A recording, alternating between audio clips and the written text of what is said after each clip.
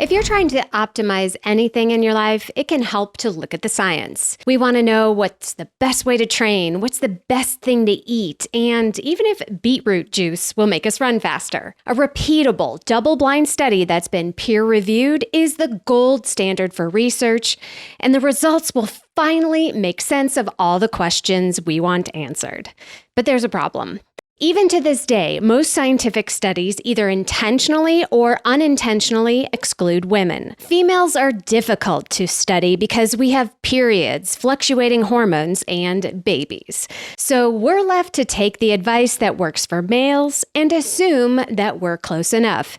The reality is we're far from it. There are plenty of systemic, societal, political, and traditional reasons that females are not studied in the same way as males, and it can get frustrating if you let it get to you. But there is hope. Welcome to The Planted Runner. I'm Coach Claire Bartholic, and my mission is to help you improve your running, your mindset, and your life with science-backed training and plant-based nutrition. My guest today is journalist Christine Yu. In this episode, you'll learn why women have been traditionally excluded from scientific research on athletes, why that matters in the first place, and how new research, specifically on the female athlete, can transform the way you train, fuel, and recover. Christine Yu is an award-winning journalist whose work focuses on the intersection of sports science and women athletes. Her writing has appeared in Outside, The Washington Post, Runner's World, and other publications. Her new book, Up to Speed, explores the myths and gender biases of scientific research today and empowers people to excel in sport, regardless of sex or gender. It's a fascinating read for anyone who considers themselves a student of the sport. Before we get into the episode, if you've got a fall marathon or half marathon coming up, now is the time to make sure you have the tools you need. I'll tell you all about how you can reach your potential with the PR team later on in the episode, but if you're ready now, head to theplantedrunner.com/group. Don't forget to stay tuned all the way to the end of the episode for another Mental Strength Minute. Fortify your mind in 60 seconds or less. And now here's my conversation with Christine Yu. Welcome to The Planted Runner, Christine. Thank you so much for having me. I'm excited to be here. So let's dive into it right away. We would like to think that a sport, especially like running, is openly available and equal to all. We just put shoes on and go out the door, right? But the reality is that no matter how far we've come, there still is a long way to go. Can you give us some examples of this? Yeah, absolutely. I mean, like you said, running is one of the most basic things that we can do as humans. That we were born to move, we were born to run. But when we think about sports and just the way that sports in and of themselves were created and who they were created for, they were largely designed by and for men, right? Like back to the ancient Greeks and ancient Romans and whatnot. These were arenas for men to test their skills, to prove their masculinity and show their strength. And so, for when we think about sports through that lens, right, who it's created for and who it's really designed for, you start to think about like who's left out of that picture. And so a big piece of the picture, population that's left out, is really women, right? Like women weren't allowed to step on the starting line of, even back in ancient Greece, women couldn't compete in the ancient Olympics, right? They had to have their own separate competition. It was, in honor of the goddess Hera, instead of competing with the men. And even in that foot race, the distance that they were running was shorter than men, right? Kind of all of these assumptions about what women's bodies can do. And so again, if this is how sport has been set up from the very beginning, of course, it kind of colors, right? Like how then sports progresses and what it means to us. Mm-hmm. Yeah, well, we've come a long way since the ancient Greeks, and as far as I know, no one's uterus has fallen out from running. But that was a big myth that was pervasive for a really long time, like even into the 80s. Is that correct? A very long time. I mean, that's the reason why women were prohibited or thought not to be suited to run long distances, is because our uteruses would fall out. And which is, I mean, kind of astonishing when you think about it, right? When you think about the fact it's like, well, the uterus is supposed to carry a child to term and all of that. It does all these amazing things. Like, how and why would it fall out from running long distances? But even, aside from that, there were also beliefs that women weren't suited to run long distances because our bodies couldn't manage the temperature of the heat, right, that's generated. And so one of the early pioneering women's sports scientists was Barbara Drinkwater. And so when she actually went back to look at some of the studies, because there was both studies that said, it's like women's bodies just weren't suited for this stuff, but also studies that had said that basically after the age of 15, women shouldn't be doing physical activity, right? It was somehow bad for them.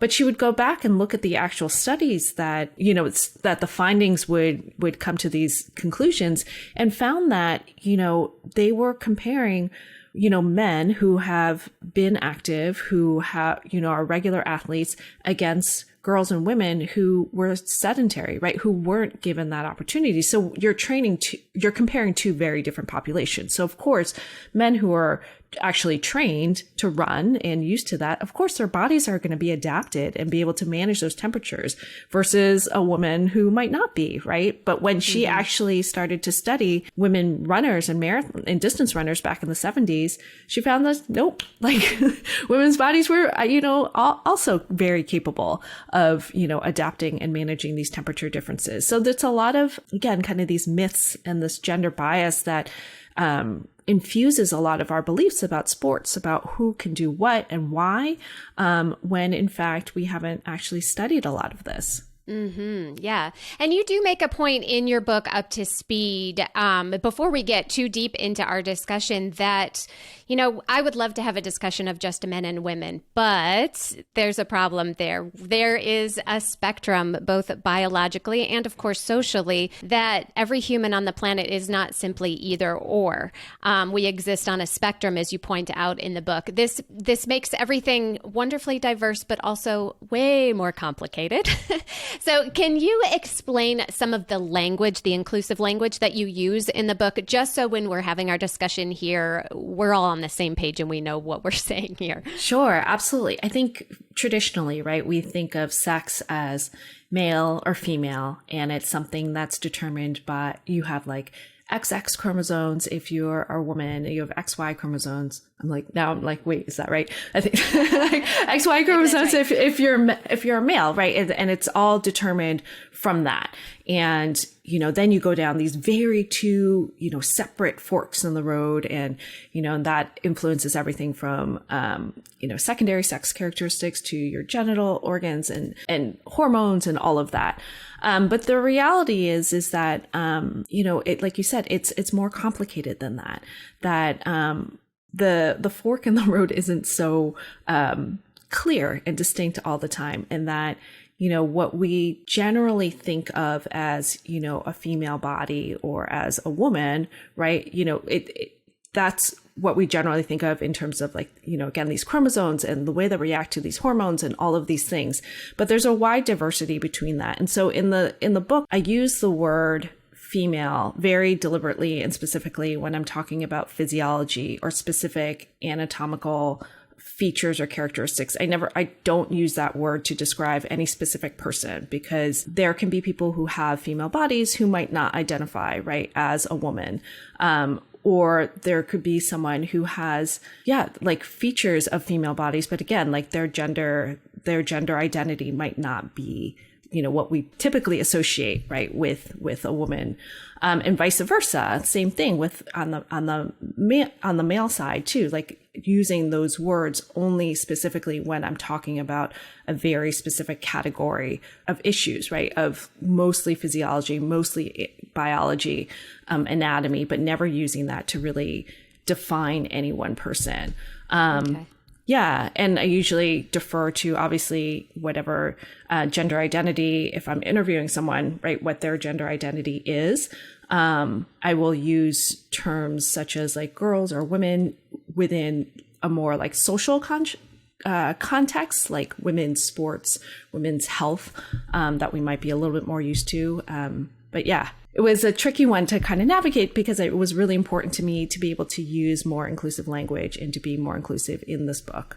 Yeah, yeah. Well, we certainly have a long way to go in that area. That is completely, well, I was about to say it's completely new. It's not new. It's been around for a long time, but our language around that subject is constantly evolving. But I want to kind of go back to what you were talking about, temperature in the female athlete. So temperature is a really interesting data point because obviously when our body core temperature rises too hot, we have to stop running. We can't keep going, whether you're a male or a female or anywhere in between. But a female's temperature is constantly fluctuating all throughout the month. So that must make it very complicated and complex to study us. Is that why we're not included in more of the research? Yeah, I mean, historically and traditionally, that's largely been the reason why. Because when you think about scientific studies, scientists generally want to study a very specific thing, right? And they want to understand how that one thing works. So they want to get rid of anything that's extraneous, anything that might be complicating. And so something like hormones makes it complicated, right? Especially when you have hormones that are constantly fluctuating, that aren't always predictable, because that then means that the scientist has to take more time to account for those changes, to control for them. That can mean more money that they have to spend on these studies and experiments. It could mean that, logistically that can affect like how they actually schedule and set up these studies as well. So, from a very, simplistic perspective, it's just easier to study men because men's hormones don't fluctuate to the same extent, right, as women's do. Yeah. So yeah, that's a big deal because it for sure can, again, add just noise to the data that makes it hard to figure out exactly what's going on. Yeah, well, but you also think about where is the most research done? It's done at universities. Where are, who is applying for these research studies? It's usually college students because they're there and they're poor and they, maybe they get paid to, do this study or whatever. But one interesting thing is that you noted that females don't seem to apply for these studies in as large numbers as males. Is that true? Why? Yeah, so it's something called volunteer bias, right? So, while on the one hand, it might be, a big part of the issue might be this methodology question, right? That scientists don't want to study women because it's complicated.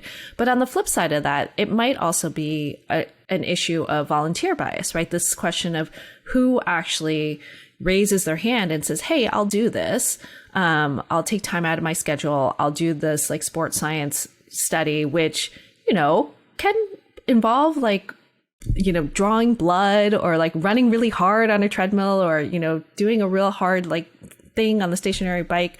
So it's not just showing up and filling out a survey a lot of the times. So that might affect who chooses to show up. And so there hasn't been a ton of research around it to be able to say yes, for sure, that's a reason, but it is a potential reason why some of this, again, skews more towards men in sports to do these studies.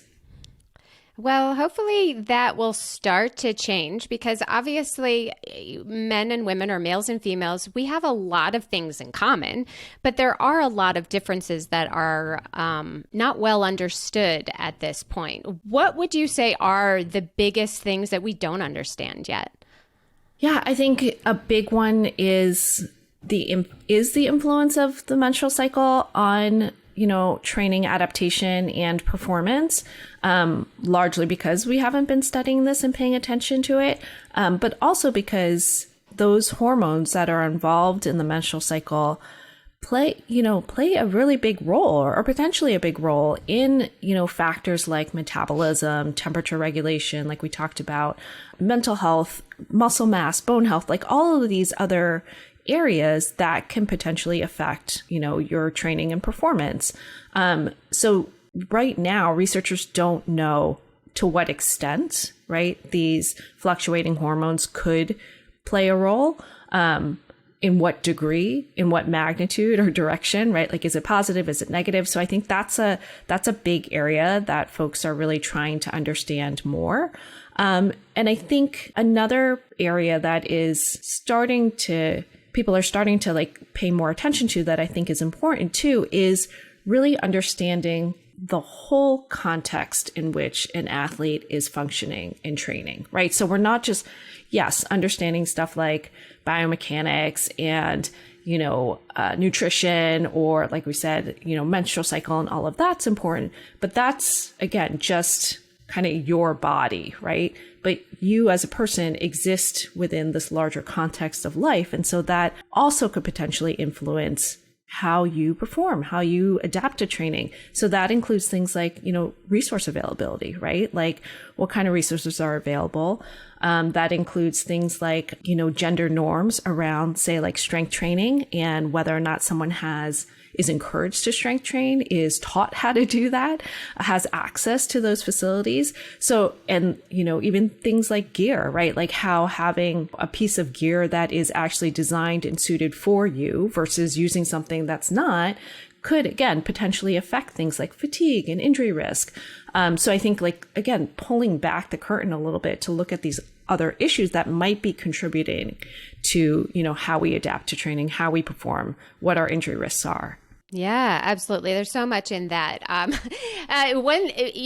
the menstrual cycle part, I as a running coach, I often get people who come to me and say, "Hey, can you make a plan based on my menstrual cycle? Can you do that?" And I'm like, I can't actually do that. No, I first of all, I don't know your menstrual cycle. We could learn this together and try to figure it out.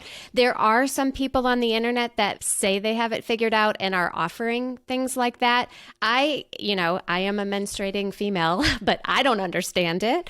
And is this something that really is well researched enough to offer to people at this point? Yeah. So, I mean, I 100% understand like this hunger, right, for information, and this idea that, well, if we haven't been paying attention to women for so long and we have this new information, so like, let's use it, right? Like, maybe this is the missing thing, right? The missing link that's keeping me from performing to the best of my potential. Like, I totally get that. And it's something that, I know for myself that I've wanted to kind of latch onto as like the solution. But I think right now the research isn't conclusive, and it's for a variety of reasons. And, one is that this is still a new area where researchers are still just starting to ask the question and refining what those questions are.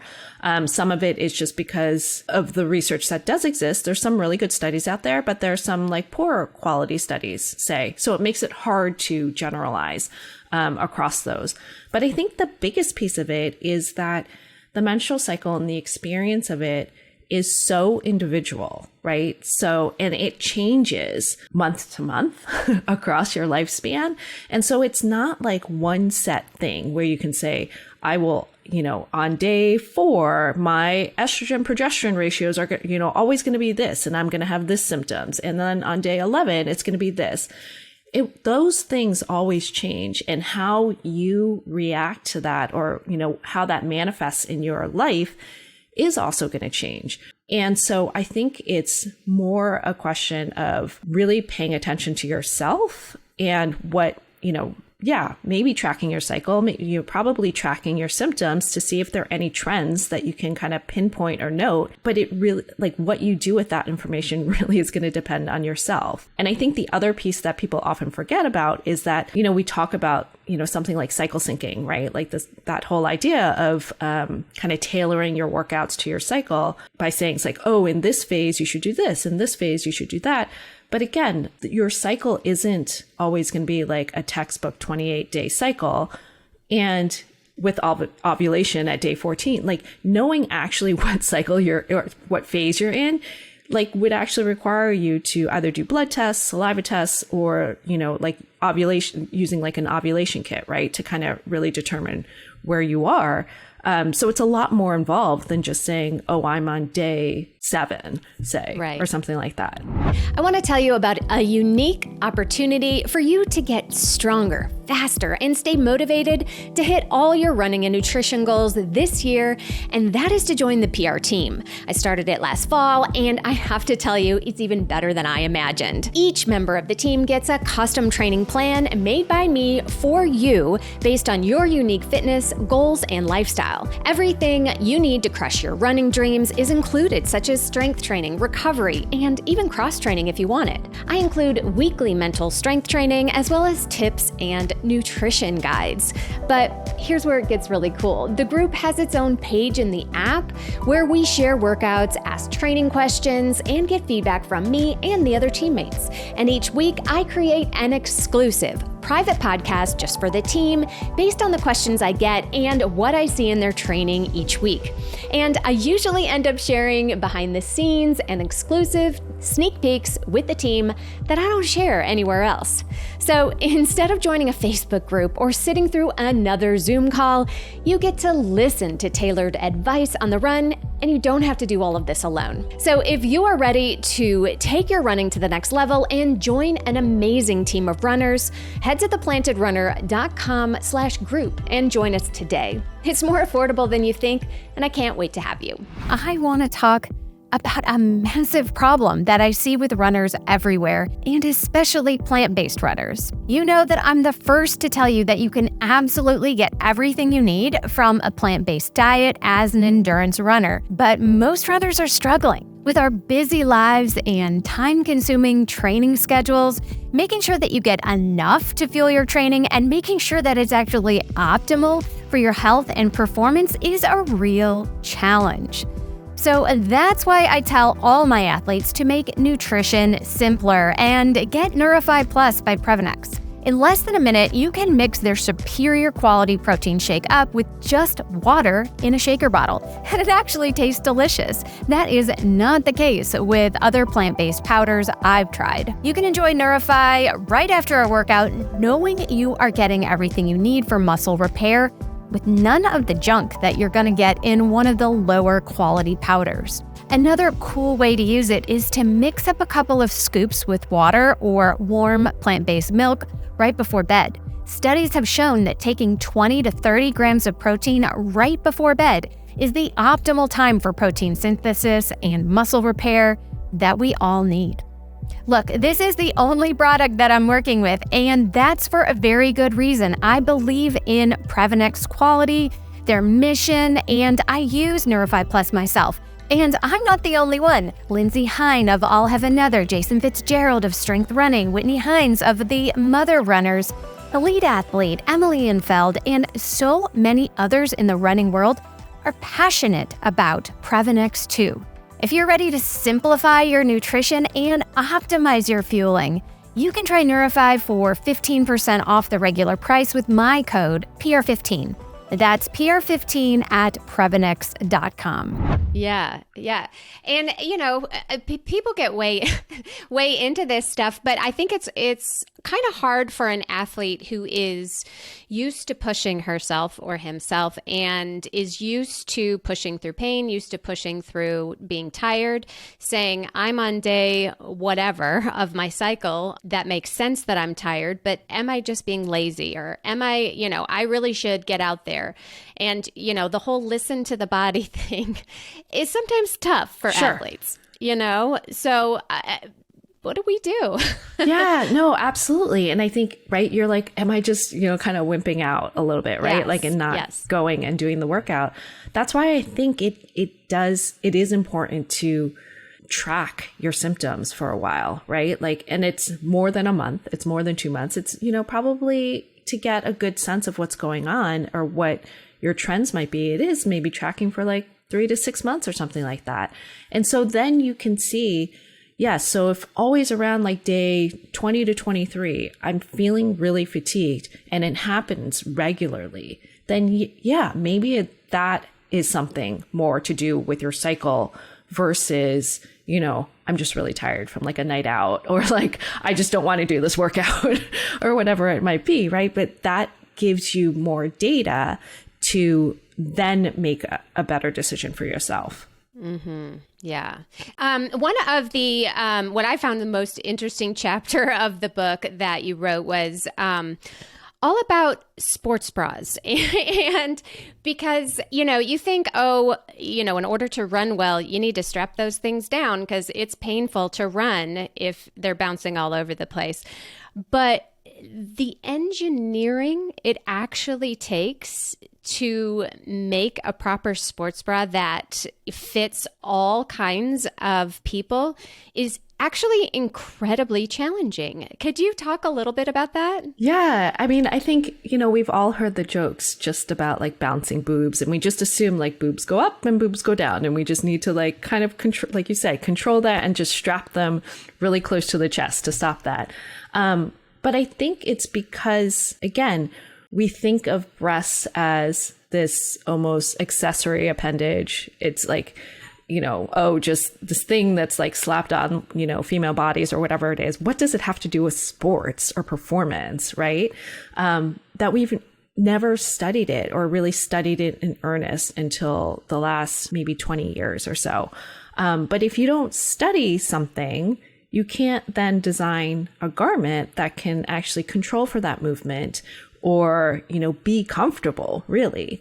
And so when scientists have actually started to get the technology so that they can really look at this in a biomechanics lab, they found that the actual movement of breast tissue, it almost looks like a kind of like butterfly wings, like a figure eight movement. So it's not just up and down, it's in and out, it's side to side. So it's a really complicated movement to control for. And because breasts, essentially, there's no real structure or scaffolding, right, to kind of, support it, that also complicates matters too. So so scientists are really trying to really thread that line between what's supportive, but what's also comfortable. Because again, that's something that can vary by individual. Some people like to feel really locked down, right, and have that compression. Other people don't. It's really claustrophobic.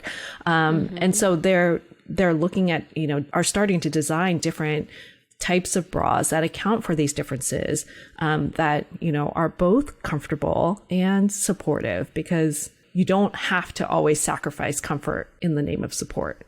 And there's some sad information that you talked about that women or young girls simply don't get into sports because they're embarrassed by their size, or they don't know how to run comfortably, or their gait might be different because they kind of have to keep their arms closer to their chest to keep things from moving. And it's a real barrier for some women. Absolutely. Yeah. So especially for adolescent girls, it's like 1 in 2 girls cited breasts as a big barrier to physical activity. And it can be, like you said, everything from just the discomfort of running and moving as they're developing breasts and getting used to that.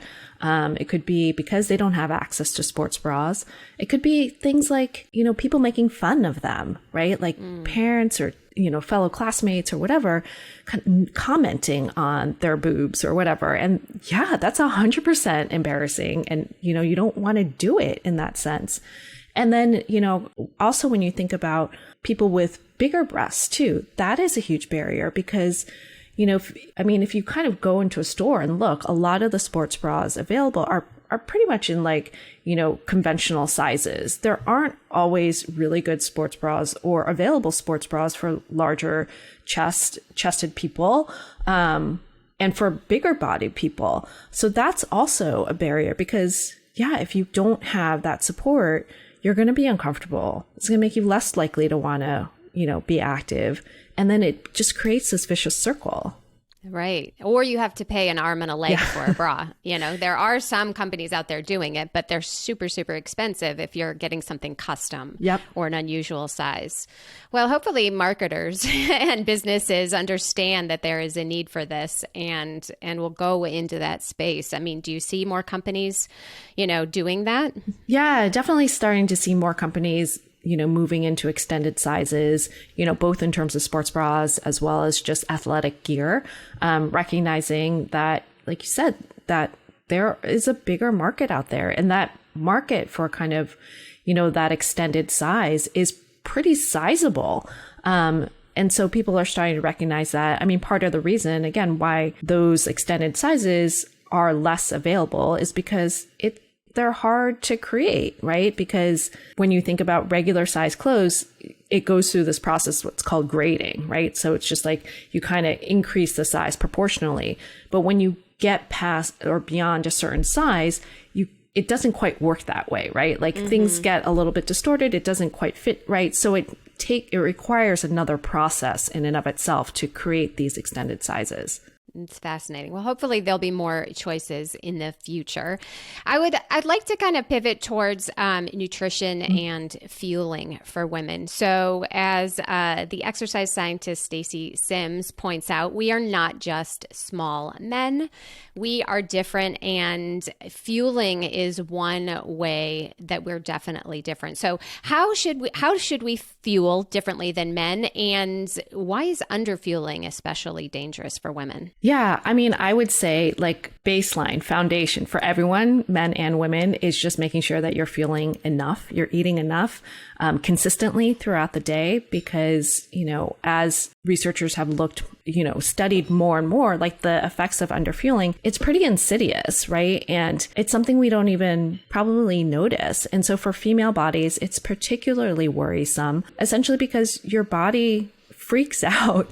It thinks that it's starving. And so in response to that, it starts to shut down non-essential systems. So, one of those being your reproductive system. That's why you might start to see after a little while disturbances in your menstrual cycle where you are having irregular periods or not having your periods at all.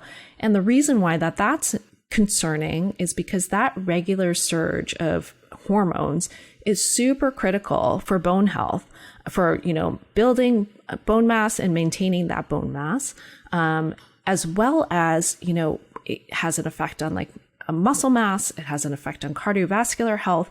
All of these like downstream effects, like, start to happen, right? It's almost like you start to open the floodgates, if you will. And so it creates this huge cascade of things that start to happen in your body that can influence absolutely athletic performance, but more concerningly, your long-term health. And so it seems like women are more sensitive to any, this downturn in nutrition. So anytime you don't have enough fuel in your body, that our bodies are smarter, right? In the sense that it starts to react faster than men's bodies might. So that's one big thing. The other thing that seems to happen too is that women's bodies are more sensitive to downturns in carbohydrate nutrition. So when you don't take in enough carbohydrates, again, the body starts to like freak out and starts to set off all of these flares, right? Being like, hold on, what's going on here? We have to start like conserving things. And so that's why I know Stacy talks about this a lot. Things like keto diet doesn't work well for female bodies because you're not getting that influx of carbohydrates, which is really important for female bodies. Mm-hmm.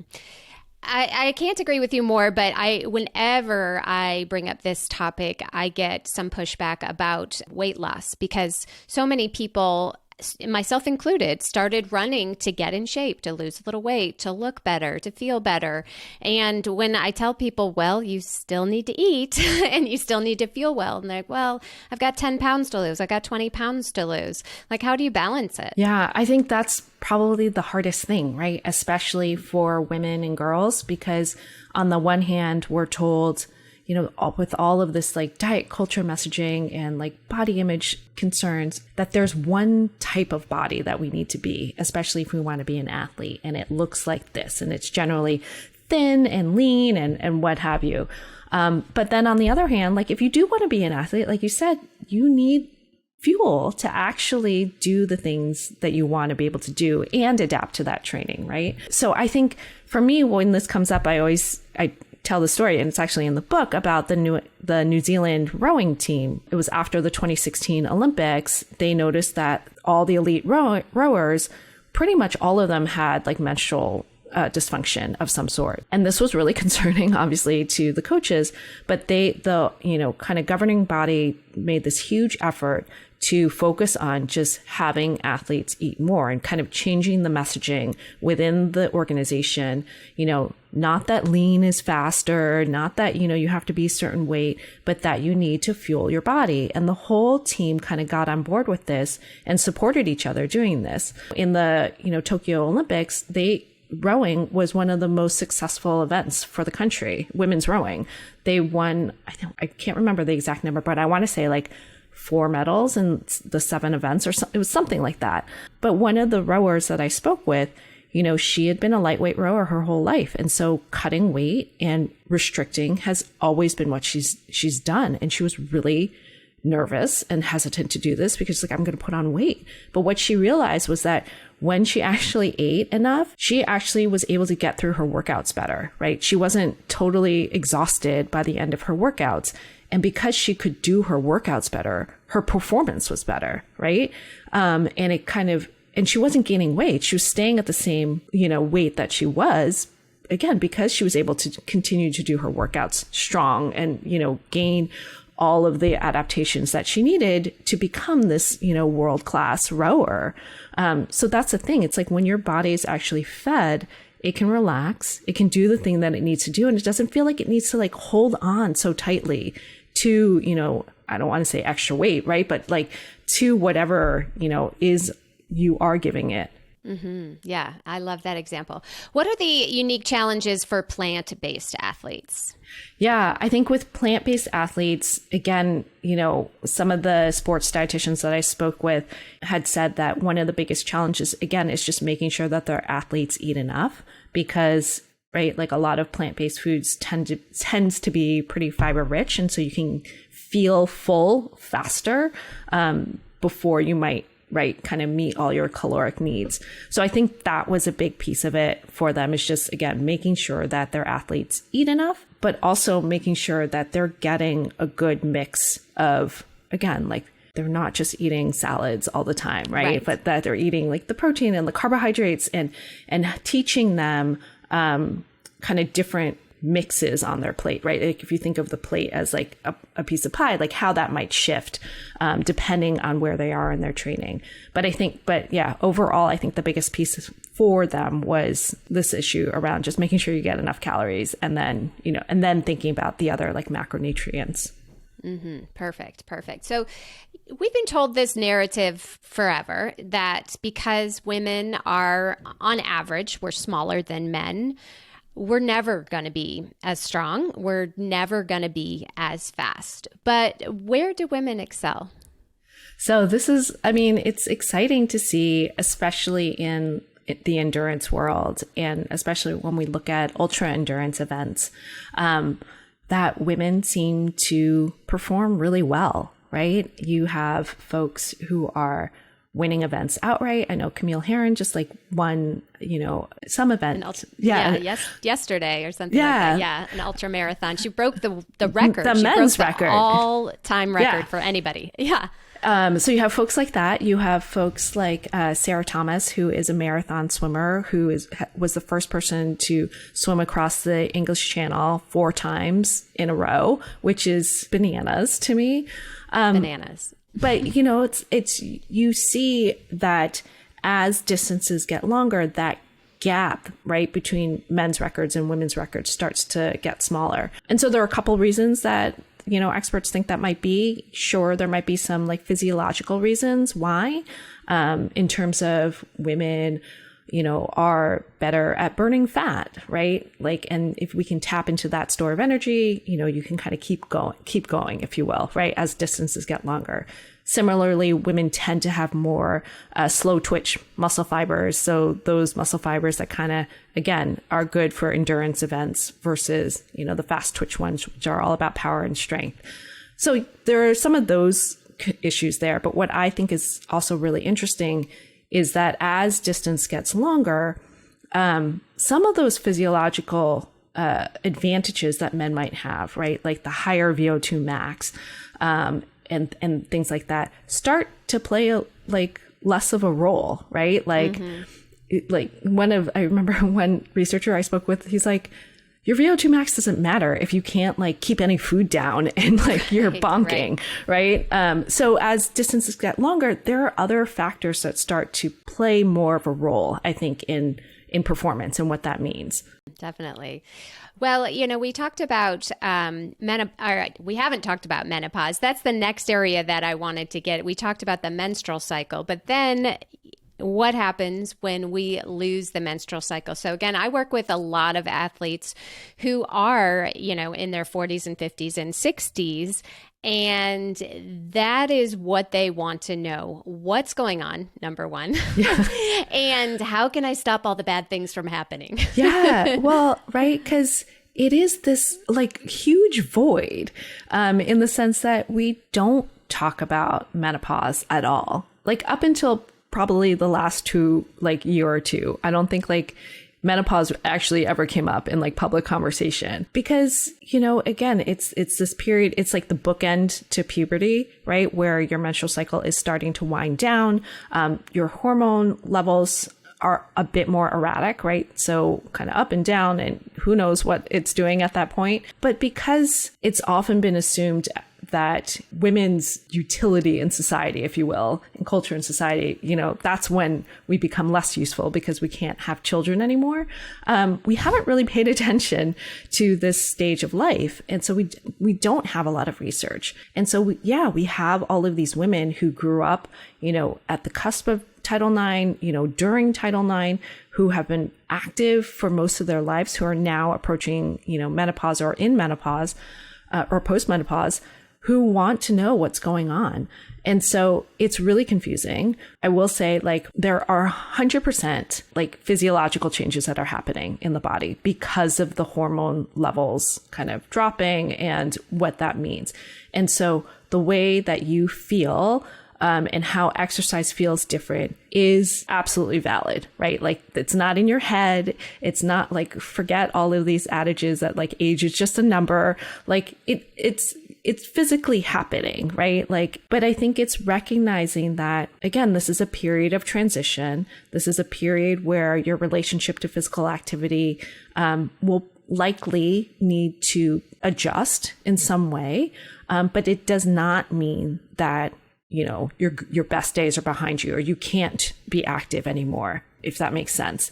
It does. Yeah, but it just might mean that your body needs, some different stimulus than what you're doing in your 20s and 30s. Mm-hmm. Yeah. So if you had a magic wand, what kind of questions would you want answered when it comes to this period of our lives? Yeah. I mean, as I have no idea where I am in this transit, but I'm definitely in this weird spot. But I do want to know how, what are the best ways to exercise and train, right? That both can kind of give me that same sense of feeling of training when I was younger, right? And that same sense of accomplishment while allowing me to do some of the things that I still love, right? So I know Stacy Sims talks a lot about how oh, you shouldn't just keep doing all your long, slow runs. You need to add more high intensity work, which I get. But I also really enjoy the long, slow runs too, and all of that. So it's how do we balance that? What does that mean? What does that mean in terms of nutrition as well? As our bodies start to change, as our hormone levels start to change, how can I think about nutrition differently to, I guess, create a supportive environment in my body, right? To A, support the changes that I'm going through, but B, just give me also the energy and fuel that I need, right? To adapt to the changes that are going on and to feel good generally. Yeah. Well, I think that's really kind of a good place to wrap it up. I think all of these questions that you brought up in your book, I've got it here, Up to Speed, are really important questions. We don't have all the answers, and there's probably more questions than answers at this point. So what's next for you? Where is your work going to take you next? That's the $1 million question. I'm not quite. So I haven't totally ruled out writing a second book, but haven't quite landed on what that's going to be yet. Part of me wants to hear the reaction from folks to this book, to, the questions that it brings up, the things that people are still curious about, to help inform me kind of as I go forward. But I'm a journalist by trade, so I'm still writing a lot for a lot of different places. Awesome. And finally, where can people connect with you, Christine? Yeah. So on Twitter and Instagram, I am at CYU888. And my website is christinemu.com. And so that will have updates on writing and upcoming book events and the like. Perfect. Well, thank you so much for taking the time, Christine, to be on The Planted Runner and for raising such important questions. Hopefully, the world takes notice and we get some answers really soon. Yeah, thank you for having me. And now it's time for the Mental Strength Minute. Fortify your mind in 60 seconds or less. Today's topic is take 24 hours. After a race, take 24 hours to feel all the emotions and then let them pass. If it was a great race, celebrate and congratulate yourself on your amazing work. If it was a bad race, allow yourself to mourn and be upset. Then the next day, get on with your recovery and planning for the next goal. When we spend too much time ruminating or celebrating, it can cloud our judgment. Beating ourselves up clearly doesn't help, but neither does riding too high on our success for too long, because it can set us up for failure if we can't repeat the results.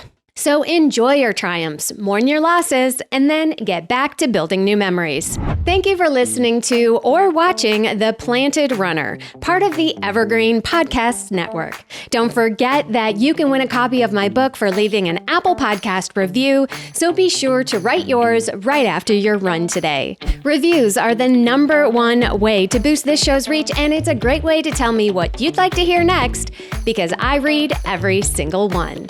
Have a great run today.